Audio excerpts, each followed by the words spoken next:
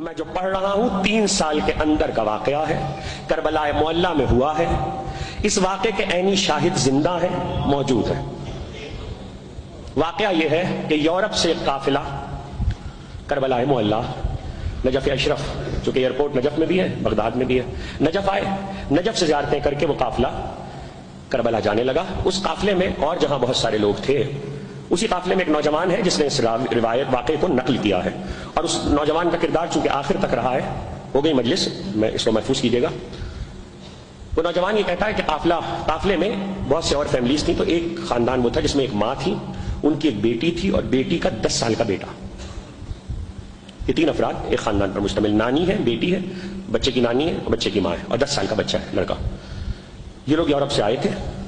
تو وہ کہتا ہے کہ جب ہم لوگ نجف سے کربلا کے لیے جانے لگے تو راستے میں سیکڑے پڑتے ہیں، چیک پوسٹ ہے، تو اس پہ روکا گیا فوجیوں نے۔ تو انہوں نے کہا آپ اتر آئیے سب لوگ، تو ہم گئے بس کو بھی چیک کر لیں۔ تو سب اتر آئے تو لڑکے کی ماں نے، بچے کی ماں نے کہا آفیسر سے کہ بچہ جو ہے وہ ابھی سویا ہے، تو اگر آپ اجازت دیں تو بچے کو میں سوتا چھوڑ دوں، گاڑی میں اٹھاؤں گی تو نیند خراب ہوگی۔ کہلے ٹھیک ہے۔ خیر وہ لوگ سب اتر آئے چیکنگ کر کے۔ آفیسر نیچے اترا تو اس نے کچھ مردوں کو بلایا اور مردوں کو بلا کر کہا کہ وہ جو بچہ جس کو آپ نے سوتا چھوڑا تھا وہ تو مر چکا ہے۔ وہ 10 سال کا بچہ، لوگوں نے نبضیں دیکھی، بچہ مر چکا تھا۔ خیر اب ظاہر ہے 10 سال کا بچہ، ماں ہے، نانی ہے، مرد بھی کوئی نہیں ہے گھر کا ساتھ، ماں کی کیا حالت ہوئی ہوگی۔ آفیسر نے یہ کہا کہ چونکہ اب آپ کے ساتھ میت ہے اس لیے اب آپ لوگ کربلا ابھی نہیں جا سکتے، نجف قریب ہے، آپ پہلے نجف واپس چلے جائیں اور بچے کی تدفین کر لیں، پھر آپ لوگ کربلا آئیے گا۔ یہ لوگ واپس نجف ہو گئے۔ اس نوجوان نے جس نے واقعے کو نقل کیا ہے، اس نے بچے کو اپنے ہاتھ سے قبر میں اتارا ہے، وادی السلام میں تدفین کی ہے۔ یہ لوگ کہتے ہیں کہ ہم لوگ تدفین کی بچے کی، خیر وہ جو وقت بھی گزرا، پھر ہم لوگ کربلا آ گئے۔ بچے کی ماں پر یہ اثر ہوا کہ اس کے بعد سے وہ کسی حرم میں نہیں گئی زیارت کرنے۔ دیکھیے میں ایک بات عرض کر دوں اس سے پہلے کہ واقعہ آگے بڑھاؤں، ہر انسان کے قلب کی ایک الگ کیفیت ہوتی ہے اور اس کا مولا سے اپنا لگاؤ ہوتا ہے۔ ہم کسی کے طور طریقوں پر کہ وہ مولا کے ساتھ کیسا لگاؤ رکھتا ہے ہم اس پر اعتراض نہیں کر سکتے۔ وہ عورت، وہ ماں بچے کی کسی حرم میں نہیں گئی، لوگوں نے بہت سمجھایا، اس کی ماں نے، بچے کی نانی نے کہا کہ بیٹا اللہ نے دیا تھا، لے لیا مولا نے واپس، اور دے دیں گے تم چلو۔ خیر کئی دن گزر گئے، جب یہ لوگ واپس ہونے لگے اور ان کی فلائٹ تھی تو اب ان کو چونکہ واپس جانا تھا نجف، تو کربلا معلیٰ سے، تو اس کی ماں نے کہا لڑکی کی، بچے کی نانی نے کہ بیٹا اب ہم لوگ جا رہے ہیں، جانے پھر کب کربلا آنا ہو الوداع کر لو، روزے سے رخصت ہو لو۔ تو کہتے ہیں کہ یہ سمجھانے پر وہ بچے کی ماں آ گئی۔ واقعہ اب اس کے بعد جو ہے مجھے نہیں معلوم آپ کیسے سنیں گے۔ وہ کہتے ہیں کہ جس وقت وہ ماں ان کے کہنے پر آئی تو یہ پورا قافلہ، چونکہ پارٹیشن جب سے لگے ہیں روزوں میں تو اندر زیارت نہیں پڑھ سکتے، تو صحن میں کھڑے ہو کر روزے کے یہ حضرت عباس کے صحن میں زیارت پڑھ رہے تھے، پورا قافلہ زیارت پڑھ رہا تھا۔ تو یہ نوجوان کہتا ہے کہ ہم لوگ زیارت پڑھ رہے تھے کہ ہم نے دیکھا بچہ سامنے سے چلتا ہوا۔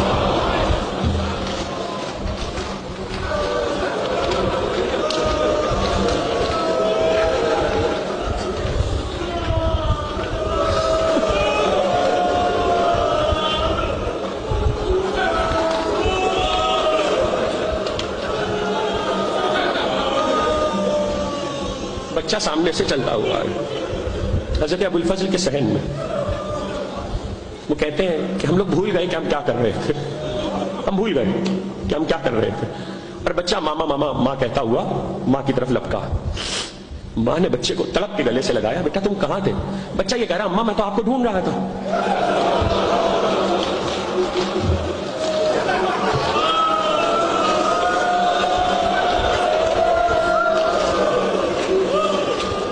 جن لفظوں میں بچے نے سنائی ہے بات، انہی لفظوں میں عرض کر رہا ہوں۔ بچے نے کہا کہ ماما میں آپ کو ڈھونڈ رہا تھا۔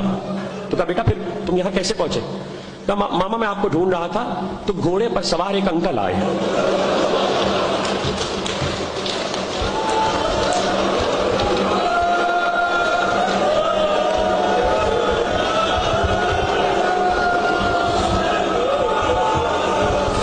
خدا آپ کی آوازوں پہ رحمت نازل کرے، خدا آپ کی آنکھوں پہ رحمت نازل کرے۔ جوان تھے، وہ مجھ سے کہنے لگے تم کس کو ڈھونڈ رہے ہو؟ کہ میں اپنی ماں کو ڈھونڈ رہا ہوں۔ تو مجھ سے کہنے لگے اچھا ایسا کرو، میرے گھوڑے پہ میرے پیچھے بیٹھ جاؤ، میری پشت کے پاس گھوڑے پہ بیٹھ جاؤ۔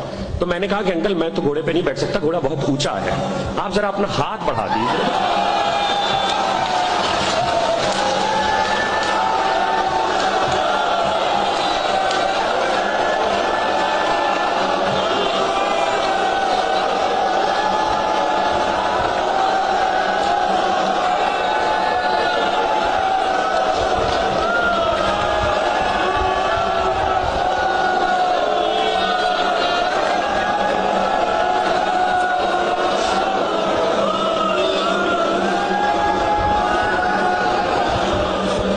ذرا اپنا ہاتھ بڑھا دیجئے، میں آپ کا ہاتھ پکڑ کے گھوڑے پہ سوار ہو جاتا ہوں۔ تو انہوں نے کہا بیٹا میرے ہاتھ نہیں ہے،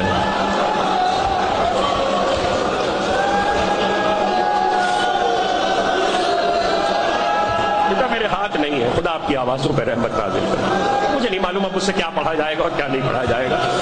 بیٹا میرے ہاتھ نہیں ہے۔ تو انہوں نے کہا اچھا بیٹا میں گھوڑے کو بٹھا دیتا ہوں، تم گھوڑے پہ سوار ہو جاؤ۔ تو وہ کہتا ہے بچہ کہ انہوں نے گھوڑے کو بٹھا دیا، میں گھوڑے پہ سوار ہوا۔ جب گھوڑے پہ سوار ہوا تو جیسی سوار ہوا انہوں نے گھوڑے کو بلند کیا تو میں نے دیکھا ایک اور گھوڑا ہے اور اس پر بھی ایک سوار ہے اور وہ عمر میں ان سے بڑے ہیں۔ تو وہ بچہ کہتا ہے کہ وہ جو دوسرے سوار تھے انہوں نے میری طرف دیکھ کر اور ان سوار کی طرف جن کے گھوڑے پہ میں بیٹھا تھا ان کی طرف اشارہ کر کے کہا بیٹا تمہیں معلوم ہے انہوں نے ہم سے کہا ہے تو ہم تمہیں واپس لائے۔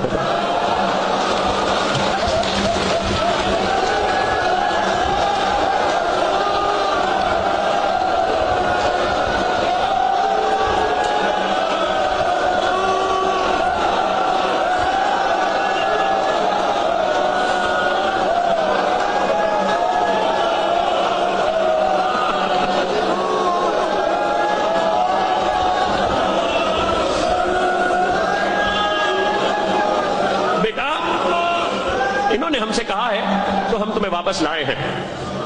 ایک مرتبہ وہ نوجوان جس نے واقعے کو نقل کیا ہے وہ نوجوان کہتا ہے کہ بچہ جو قمیض شرٹ پہنا ہوا تھا تو میں نے دیکھا کہ شرٹ پہ خون لگا ہے، ہم نے دیکھا شرٹ پہ خون لگا ہے تو ہم نے بچے سے پوچھا کہ بیٹا یہ تمہاری شرٹ پہ خون کیسا ہے؟ تو بچہ کہنے لگا کہ بھائی بات یہ ہے کہ جب میں گھوڑے پہ بیٹھا تو ان انکل نے مجھ سے کہا کہ ایسا کرو تم گر جاؤ گے تو میری کمر میں ہاتھ ڈال کے مجھے مضبوطی سے پکڑ لو۔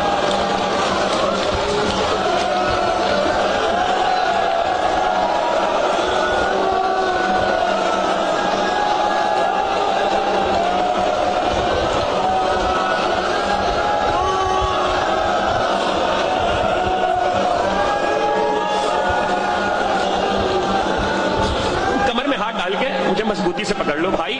میں نے انہیں کمر میں ہاتھ ڈال کے مضبوطی سے پکڑ لیا، ان کے بدن پہ جو لہو لگا تھا وہ میرے لباس پہ لگ گیا، میری شرٹ پہ لگ گیا۔ یہ نوجوان کہتا ہے کہ ہم لوگوں کے سمجھ میں ہی نہیں آیا، ہم اتنے حواس کھو چکے تھے، کہتے ہیں ہم لوگوں کی فلائٹ تھی لیکن ہم نے فلائٹ مس کر دی اور ہم واپس نجف گئے۔ اس نوجوان کا بیان ہے، کہتا ہم نجف گئے، واقعہ ختم ہو گیا، کہتا کہ ہم نجف گئے اور میں نے وادی السلام میں وہاں باقاعدہ انتظامیہ سے اجازت لی قبر کھودنے کی، یہ واقعہ سنا کر۔ تو کہتا ہے جس قبر میں نے بچے کو اتارا تھا اپنے ہاتھوں سے، جب میں نے قبر کھودی ہے تو اس میں خالی کفن رکھا ہوا تھا۔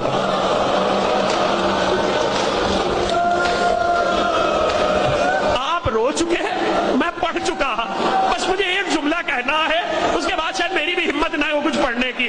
ہاتھ جوڑ کے عباس کی بارگاہ میں اتنا کہوں گا، اے ماں کے لیے بچے کو واپس لانے والے، سکینہ تماج